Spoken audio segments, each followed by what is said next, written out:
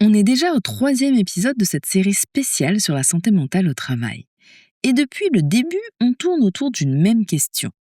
Comment passer du « prends soin de toi » au « changeons ce qui épuise les gens ». Et bien aujourd'hui, on va parler d'un endroit qu'on associe rarement aux soins, Instagram. Et ouais, le titre de l'épisode, c'est Instagram peut-il prendre soin de nous ? Je sais, c'est intriguant, peut-être même un peu provocateur, parce que spontanément, quand on pense à Instagram et à la santé mentale, on pense plutôt à tout ce qui ne va pas. La comparaison, les corps parfaits, les algorithmes, le temps qu'on perd à scroller, les contenus douteux, les pseudo-experts clairement, l'anxiété, le sommeil qui prend le bord. Et honnêtement, vraiment, je vous avoue, avant de rencontrer Fanny Gravel-Patrick, que vous allez écouter dans quelques minutes, je crois que j'aurais eu ce réflexe-là aussi.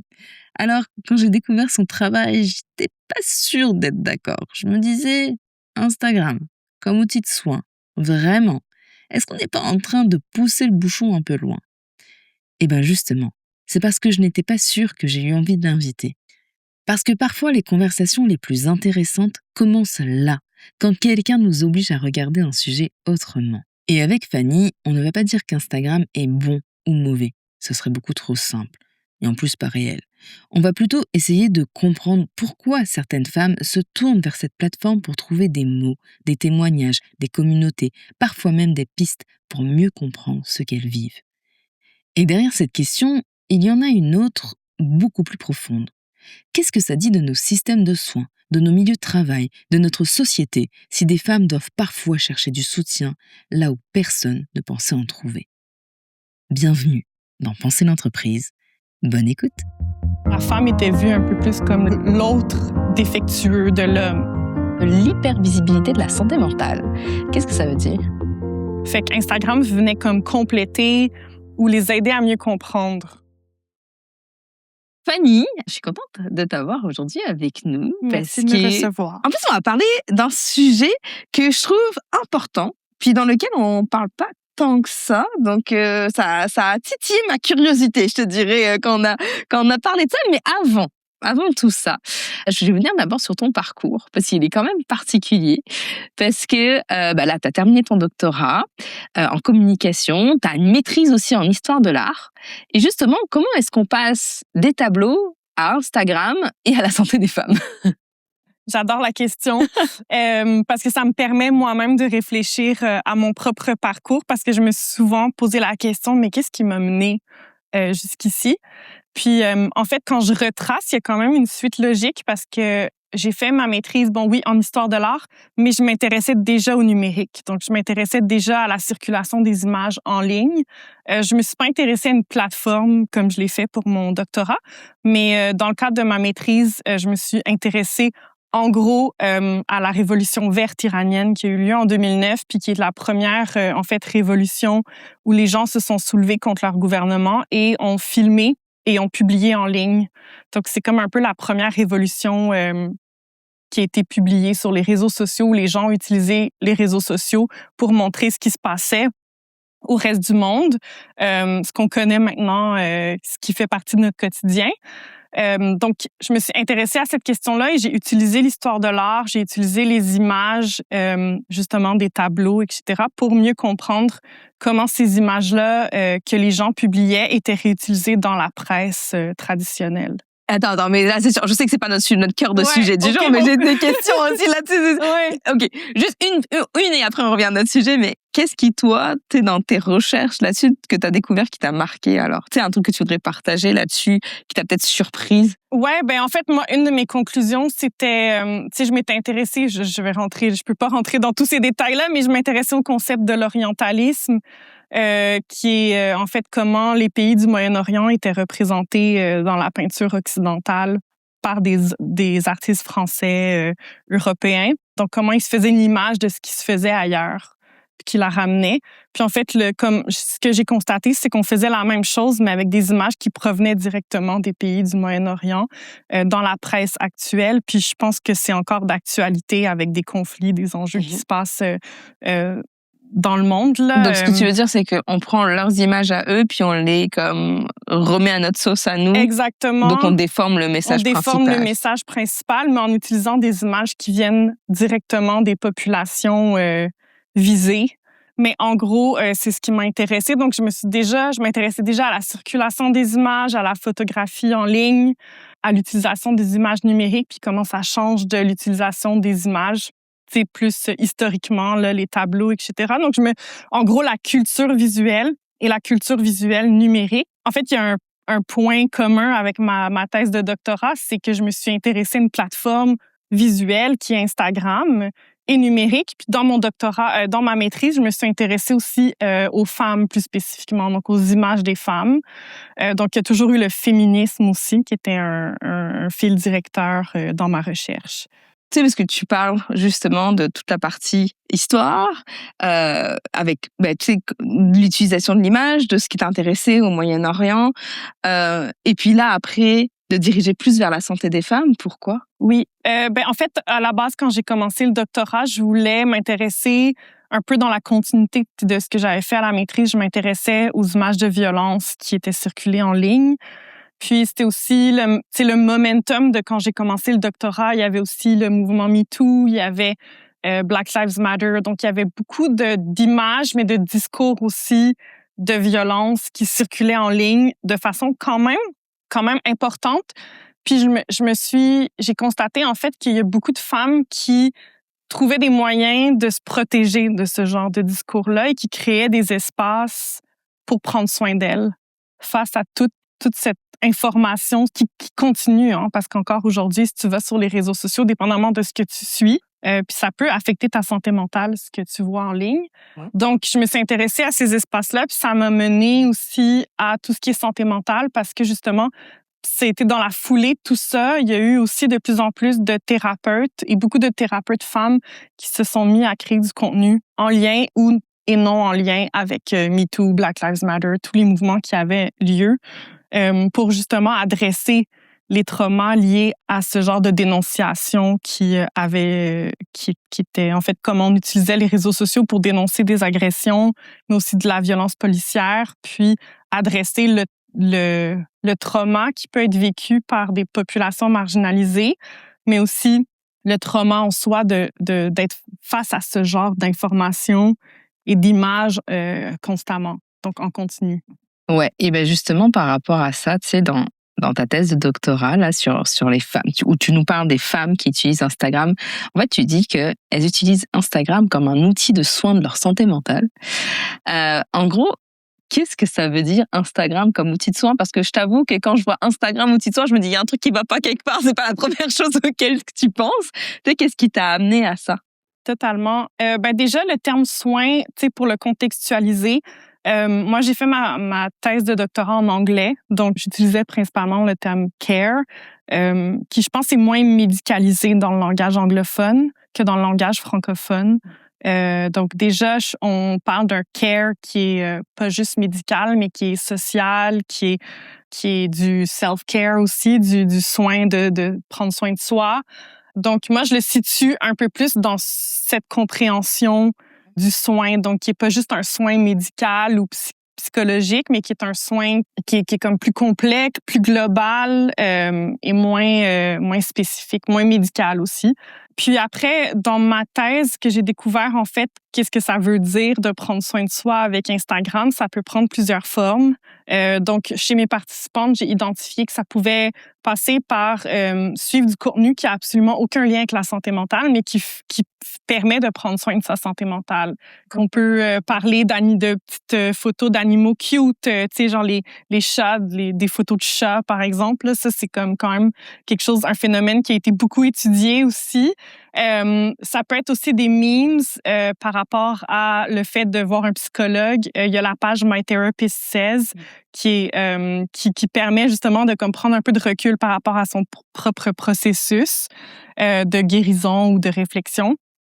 Fait que ça pouvait autant passer par du contenu humoristique qui permet de soit ça fait du bien ou ça permet de prendre une distance, mais ça peut être aussi des gens qui vont chercher de l'information spécifique. Donc, j'ai des participantes qui sont allées chercher de l'information plus spécifique en lien avec ce qu'ils vivaient avec leur santé mentale. Par exemple, j'ai une participante qui vit avec le PMDD, c'est le Premenstrual Dysmorphic Disorder. je sais plus comment ça s'appelle en français. Peut-être qu'on peut on peut peut-être le chercher. SPOC, je crois que c'est... Syndrome. Ah, ça s'appelle des troubles dysphoriques prémenstruels. Exactement. Je connaissais absolument Donc, j'ai pas. une participante qui vivait avec un trouble Dysphorique prémenstruel. Ok. Voilà. Et puis, donc, elle a été en errance médicale pendant des années à ne pas comprendre ce qu'elle avait. Elle voyait elle a vu plusieurs médecins. Elle était comme, je me sens déprimée, je comprends pas. Genre, je suis allée en thérapie, j'ai pris des antidépresseurs, nanana, pour finalement tomber sur une page Instagram d'une personne qui vit avec ce trouble-là et qui parle de ses symptômes, qui pose des questions à d'autres femmes, puis qui partage des témoignages de sa communauté. Puis c'est grâce à cette page-là qu'elle a réalisé qu'elle vivait avec ce trouble. Et je connaissais absolument pas. Donc, en gros, ce trouble-là, c'est que à chaque fois avant tes règles, t'as une dépression. Exactement. Tu sais, habituel, parce que là, tu parles beaucoup parce que on va parler de Instagram en particulier, parce que c'est Instagram que tu as choisi. D'ailleurs, tiens, pourquoi Instagram, pas TikTok, Facebook ou tout autre réseau social? Ben, en fait, quand j'ai commencé ma thèse, TikTok n'existait pas vraiment. Là. C'était les débuts de TikTok. Puis moi, ce qui m'intéressait d'Instagram, c'est que c'est justement pas juste du contenu vidéo. Ouais, t'as les images. T'as les images, puis les images permettent une complexité. C'est quoi cette complexité que tu vois? Mais justement, la complexité, c'est que, je donne un autre exemple, et j'ai une autre participante qui est, elle, d'origine mixte. Donc, elle est comme moitié québécoise. Son père est d'origine d'un pays en Afrique.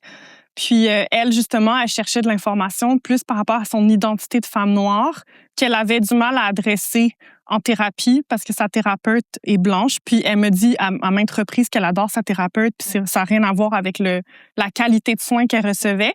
Mais c'est plus qu'il y avait des choses, elle avait l'impression qu'elle ne pouvait pas aller en détail dans ces éléments-là avec sa thérapeute. Puis, elle suit plusieurs pages justement de thérapeutes noirs qui parlent d'expériences spécifiques aux femmes noires. Puis, c'est des carousels, en fait, d'explications de phénomènes. Donc, tu peux aller chercher une certaine complexité avec de l'élément textuel, puis utiliser l'image pour créer des infographies. Donc, du contenu qui permet d'aller un petit peu plus loin que juste une vidéo rapide de 15 secondes, puis on passe à autre chose après.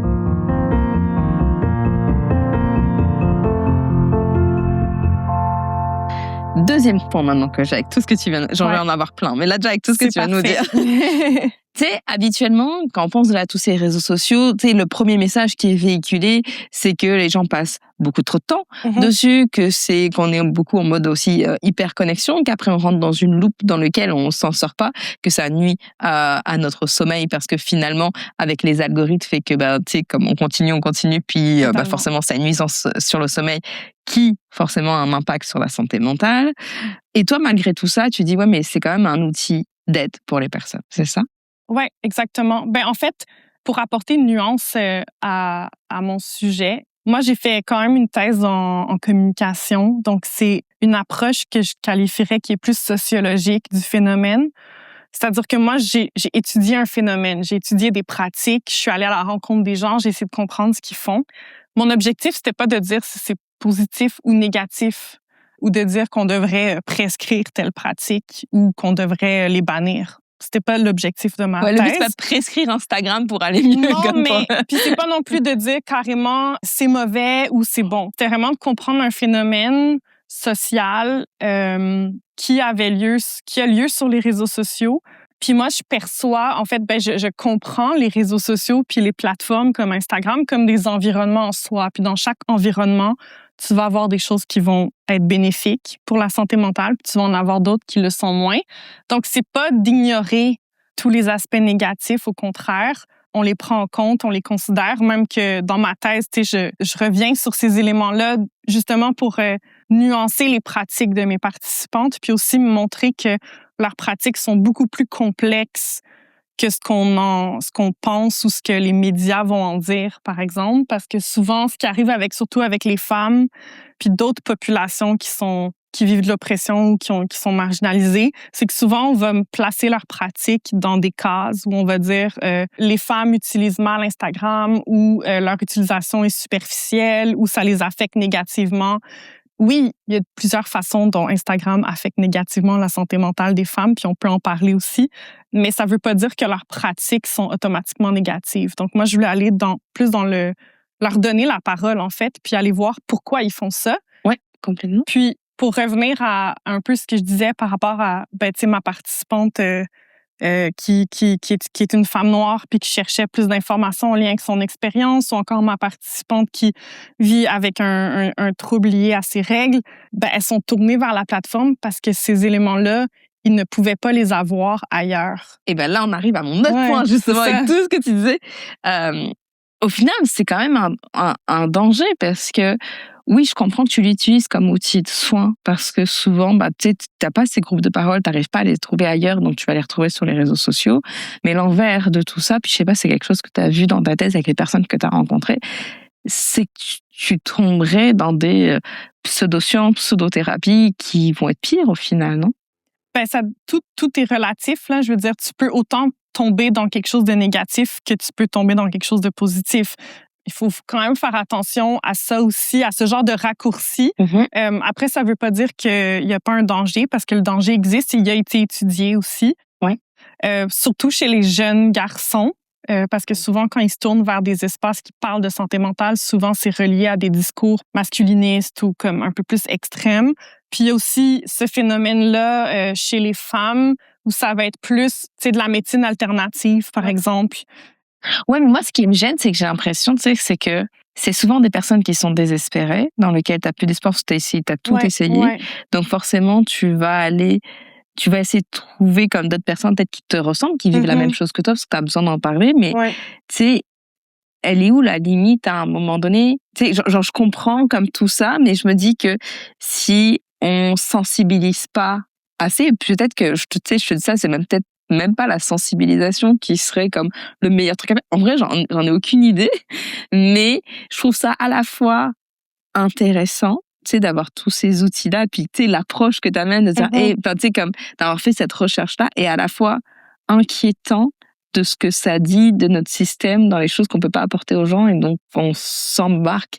C'est pour ça que moi, je suis allée étudier ce phénomène-là, parce que je suis comme, ultimement, pourquoi est-ce que les femmes se tournent vers des plateformes qu'on sait qui ne sont pas nécessairement bonnes pour nous, dont les politiques ne sont pas là pour nous protéger nécessairement?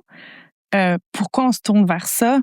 C'est parce qu'on n'a rien d'autre. Puis aussi, mes participantes qui se sont tournées vers des pages plus en lien avec peut-être comme des diagnostics qu'ils avaient, qu'ils voulaient confirmer ou mieux comprendre, il y avait toujours un lien avec leur professionnel de la santé. C'est-à-dire que c'était jamais en remplacement, c'était jamais au lieu de, c'était toujours en lien ou en continu avec des soins qu'ils recevaient dans des espaces plus traditionnels. Fait qu'Instagram venait comme compléter ou les aider à mieux comprendre.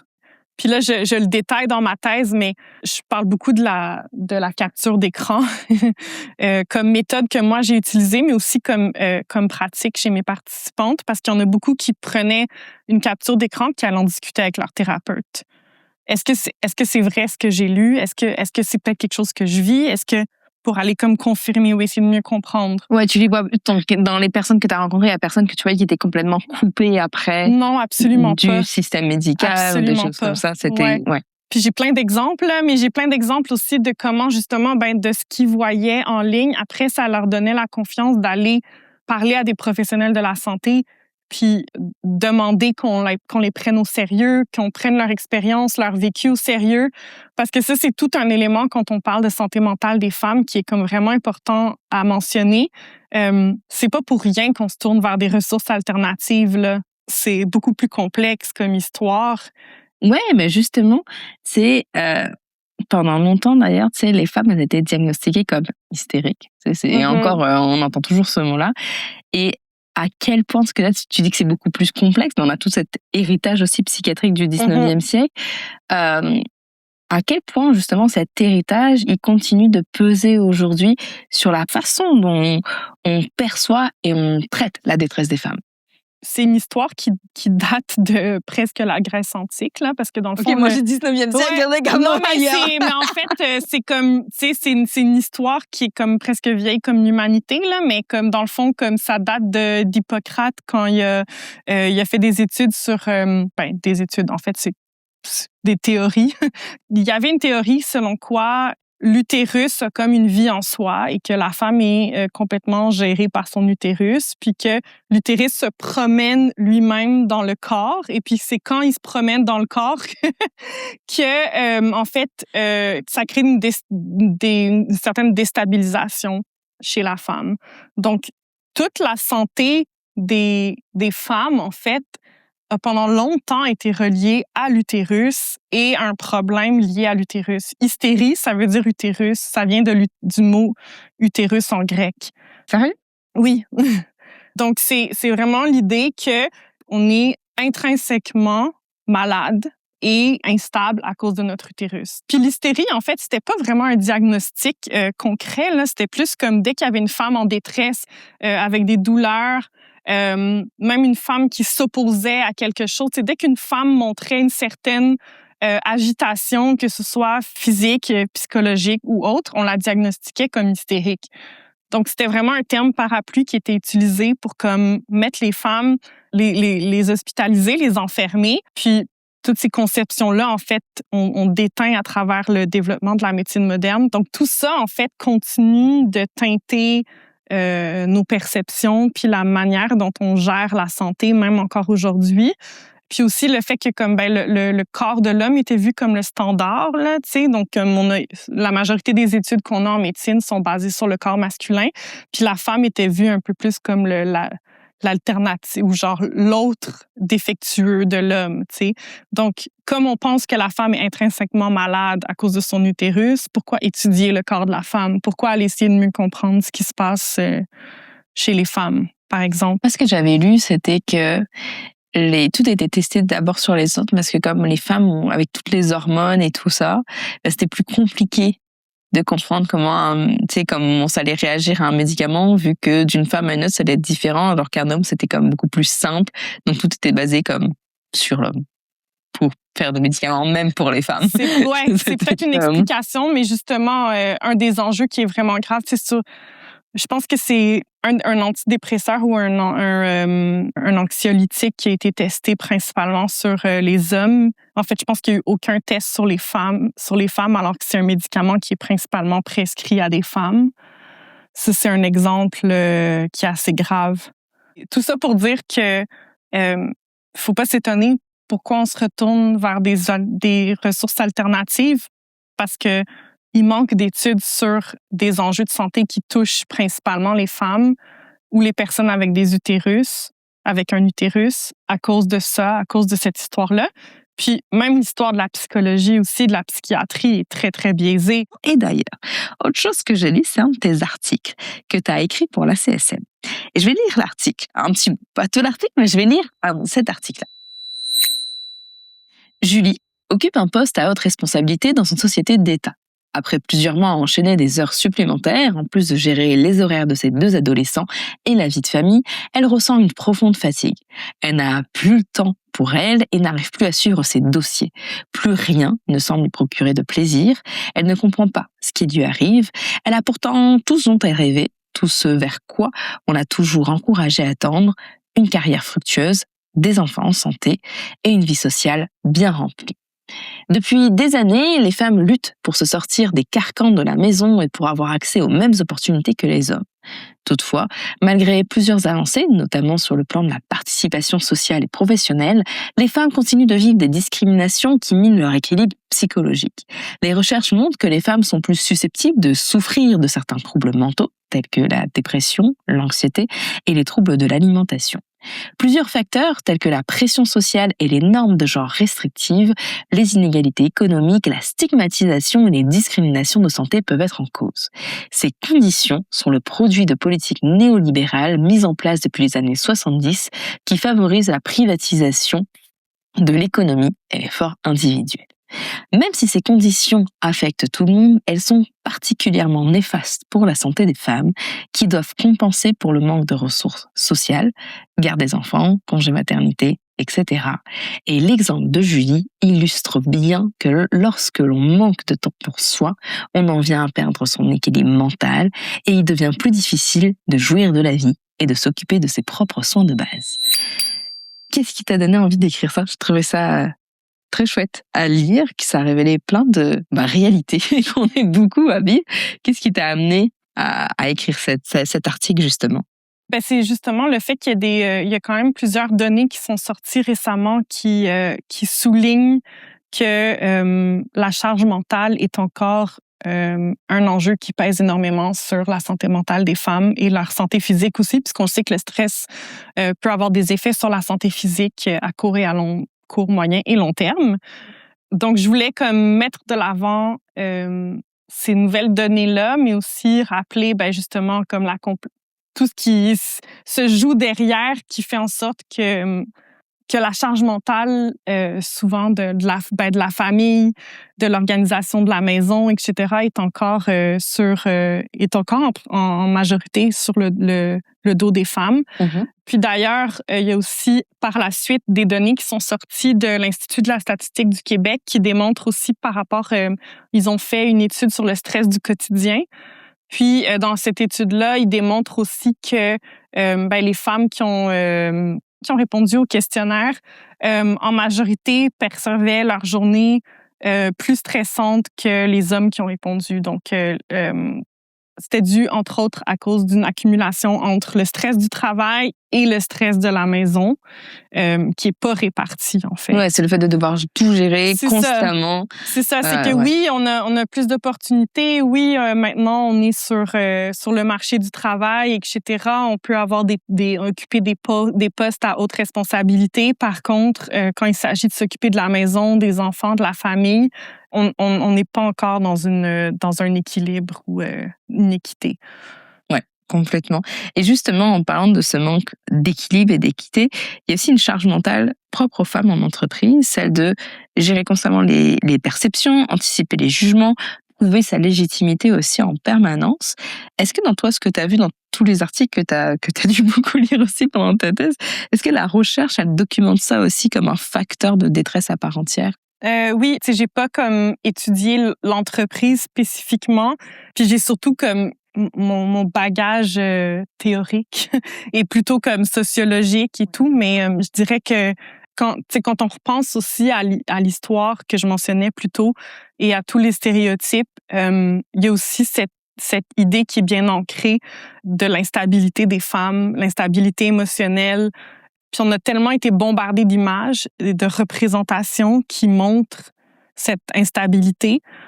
C'est tout cet imaginaire, en fait, vient impacter comment les femmes sont perçues dans le milieu professionnel, comment on se comporte aussi, comment on doit se comporter. Souvent, on va faire attention de pas trop montrer qu'on est émotionnel. On va faire attention à comment on s'habille aussi, souvent, pour être perçu plus professionnel. On va avoir beaucoup de comportements comme ça, de checking un peu, de comment on agit, comment on se comporte, qu'est-ce qu'on montre, qu'est-ce qu'on dévoile pas. Est-ce que toi, justement, si on revient à toi là-dessus, t'as eu cette même impression de toi dans le milieu professionnel aussi, ou est-ce que t'es détachée de ça? Moi, je l'ai vécu dans le milieu universitaire, je dirais, surtout quand il s'agit d'enseigner. J'avais toujours cet enjeu-là de comme je veux avoir l'air accessible, mais en même temps, je veux pas non plus que mes étudiantes et mes étudiants pensent que je suis leur amie ou qu'ils me prennent pas au sérieux. Donc, on doit tout le temps réfléchir à comment on s'habille, comment on va être perçu. Puis moi, un autre enjeu, c'était aussi ma recherche en soi. C'est-à-dire que encore aujourd'hui, le fait d'étudier des phénomènes comme prendre soin de soi sur Instagram, c'est perçu comme moins sérieux. Comment tu réagis à ça? Parce que justement, tu sais, en début de podcast, je te disais, OK, est-ce que je peux te challenger sur les choses? Je me dis, ouais, j'ai l'habitude. Justement, comme tu me dis, t'as l'habitude. Ça veut dire que, tu sais, ça arrive souvent que les personnes te font des remarques. Comment tu prends ça? Comment est-ce que toi, tu vois ça, justement? Ouais. J'avoue que on développe des stratégies aussi pour comme répondre, puis Mais c'est ça, moi, je suis habituée parce que je sais que c'est lié à mon sujet. Ouais. Je le sais. Si je faisais le même sujet en psycho, puis que c'était une étude quantitative avec des chiffres, puis que j'arrivais avec des statistiques, puis que des études cliniques, on n'aurait pas la même perception de ce que je fais. Parce qu'ils auraient dit que c'est plus sérieux, Parce c'est que ça? c'est plus sérieux, c'est des chiffres, c'est vu comme quelque chose de plus concret, puis aussi de dire que les réseaux sociaux sont négatifs sur la santé des femmes, c'est quelque chose aussi qui est comme que les gens vont être comme ben oui, c'est sûr que c'est négatif, alors que quand tu dis le contraire, ben les gens sont comme ils comprennent pas, donc automatiquement il y a comme un Mais en genre même temps, c'est pas un discours qu'on entend.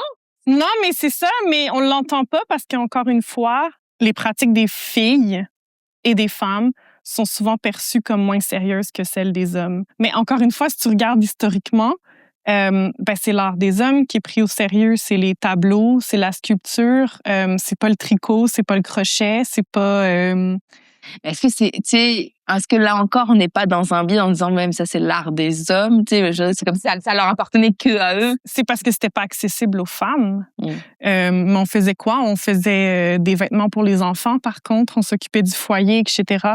Puis je pense à ça aussi parce que maintenant, je me suis mis au tricot. Puis je vois des liens avec l'origine du codage. C'est le tricot. Sérieux? Oui. Donc, souvent, quand tu creuses, en fait, tu te rends compte que c'est des pratiques qui sont beaucoup moins faciles et niaiseuses que ça a l'air. Moi, j'ai l'habitude qu'on prenne moins au sérieux ce que je fais, mais comme c'est pas moins sérieux, au contraire.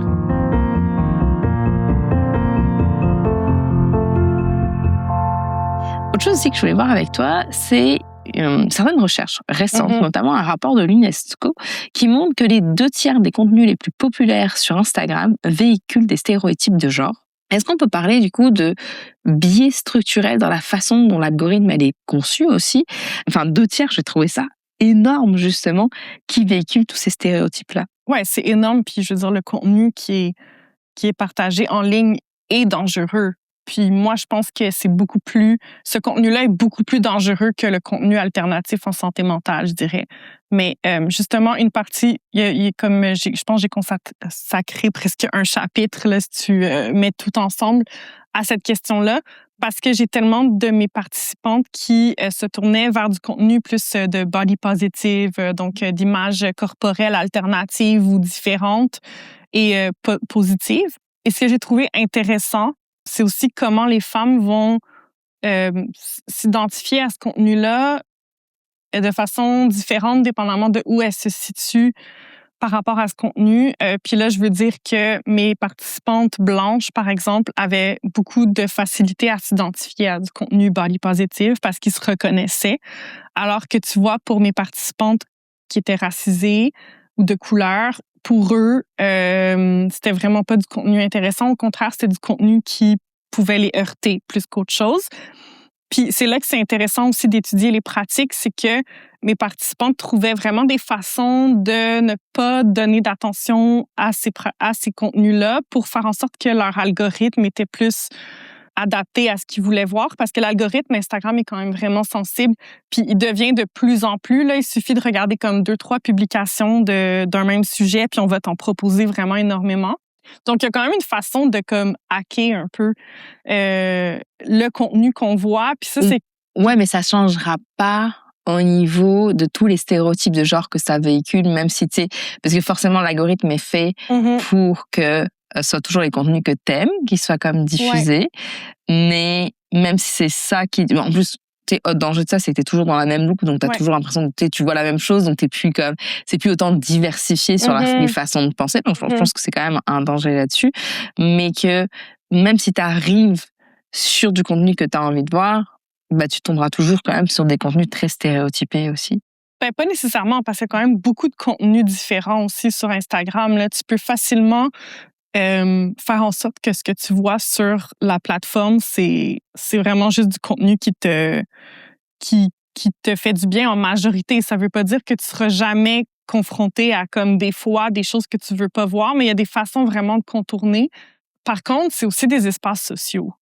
Puis les réseaux sociaux dépendent des gens, dépendent de ce qu'on partage, dépendent de ce qui est populaire, dépendent des trends qui, eux, partent des utilisateurs. Moi, c'est comme ça que je le vois. Genre, c'est un gros méchant loup, mais en même temps, c'est comme une mini-société dans laquelle on vit, puis on essaie de naviguer, puis de négocier avec ce qu'on peut pour faire ce qu'on veut, parce qu'il y a quand même des choses positives qui ressortent de ça, des communautés, des gens qui se rejoignent, des personnes qui parlent de sujets dont on n'a jamais parlé avant, des personnes qui trouvent des solutions à des enjeux de santé avec lesquels ils vivent depuis des années, qui n'ont jamais eu de réponse. Donc, il y a quand même du positif qui ressort de tout ça.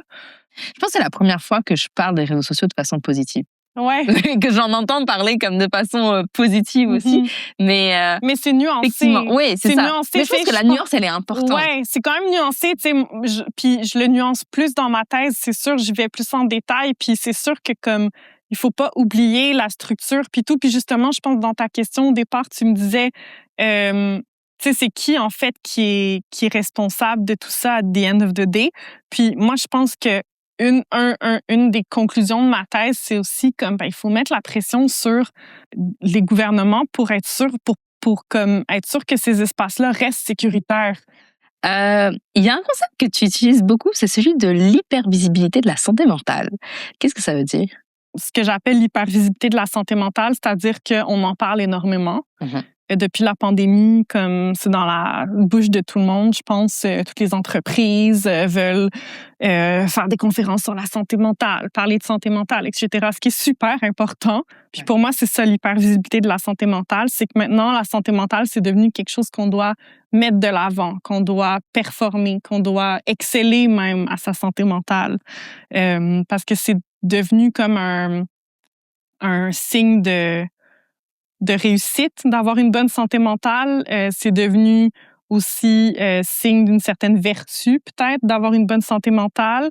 Puis chez les femmes, c'est ça, c'est qu'il y a cette idée-là aussi que comme on est émotionnel et naturellement déréglé à cause de nos attributs physiques, il y a encore plus de pression à justement prendre soin de soi puis contrôler justement nos émotions puis notre santé mentale. Fait que pour moi, l'hypervisibilité de la santé mentale, c'est vraiment ça.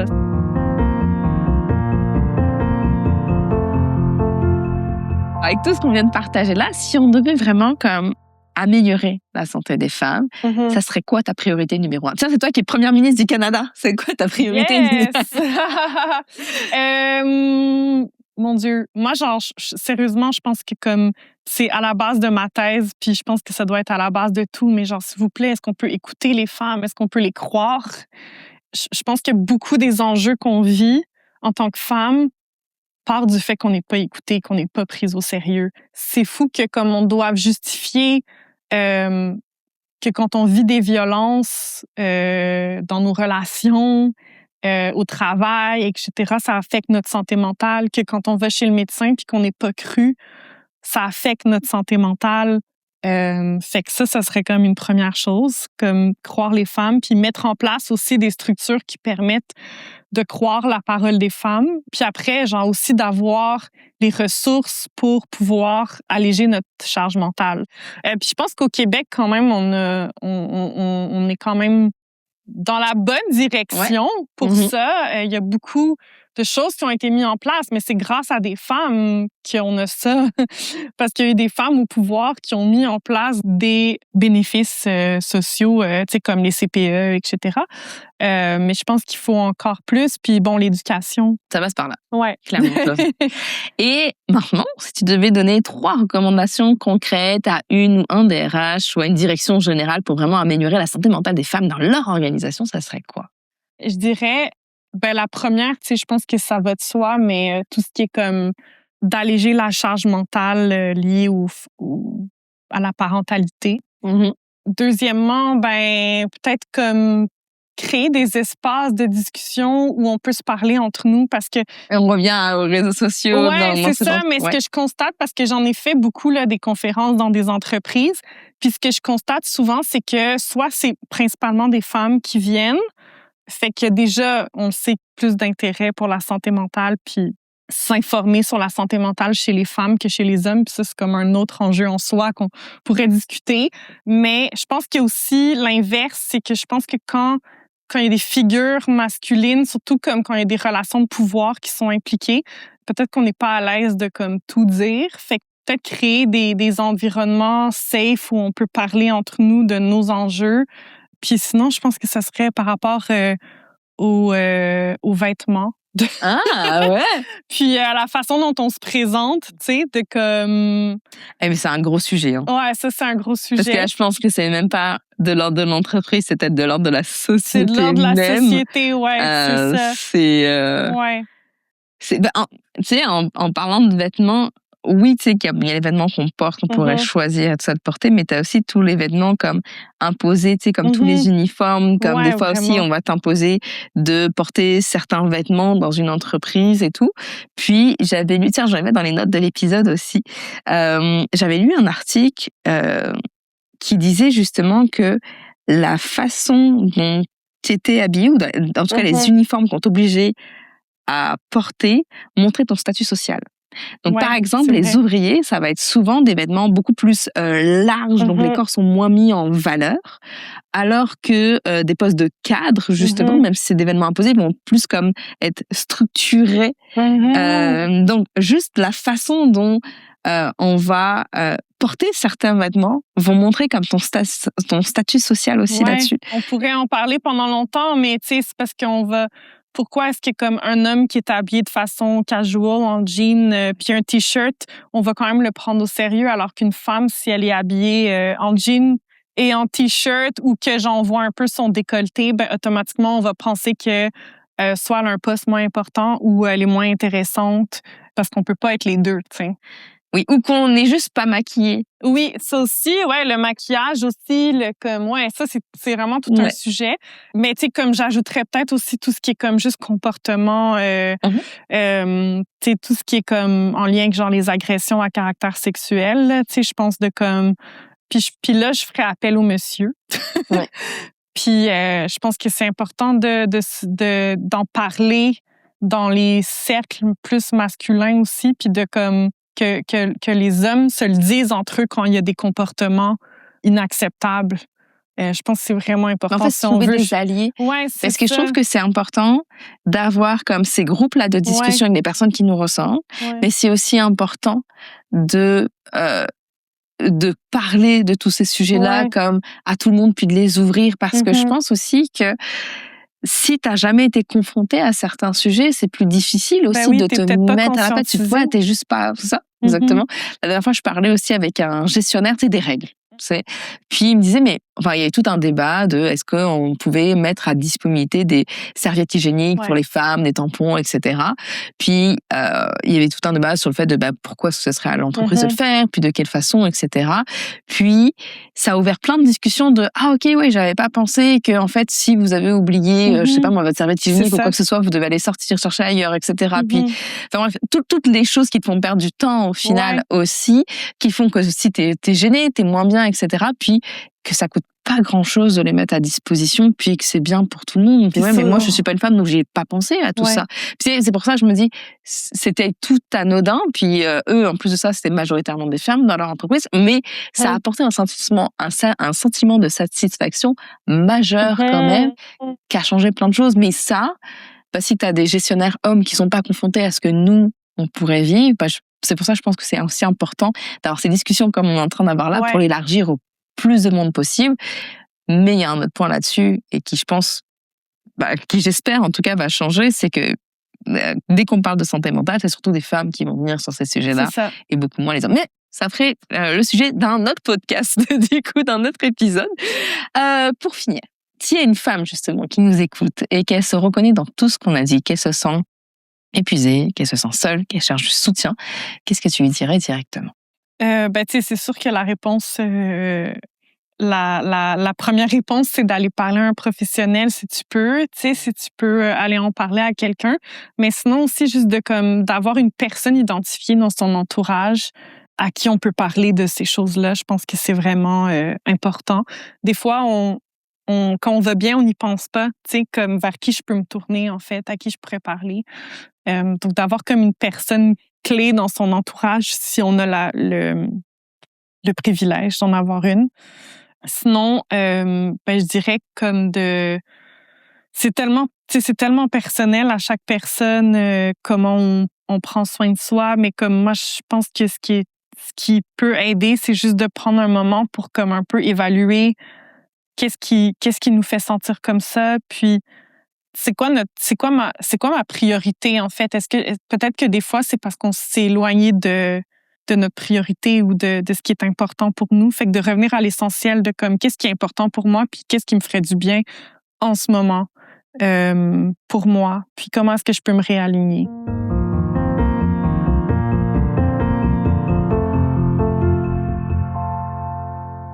Et est-ce qu'il y a, parce qu'on arrive à la fin, il y a un élément pour toi que tu n'as pas partagé et que tu aimerais là partager qui te semble essentiel? Ben, on a un peu effleuré le fait que c'est surtout les femmes qui viennent dans les formations en santé mentale et tout. Puis comme je tiens à préciser que moi, j'ai étudié précisément les espaces où les femmes se parlent de santé mentale, puis les pratiques des femmes, dans une optique de mieux comprendre leurs pratiques, mais que c'est tout aussi important de le faire pour les hommes, pour les personnes aussi non-binaires, etc. Je pense que la santé mentale doit être perçue de façon genrée, d'une certaine manière, parce qu'on est socialement aussi, on est socialisé différemment. Je pense que si je l'avais fait pour les hommes, j'aurais eu des constats complètement différents.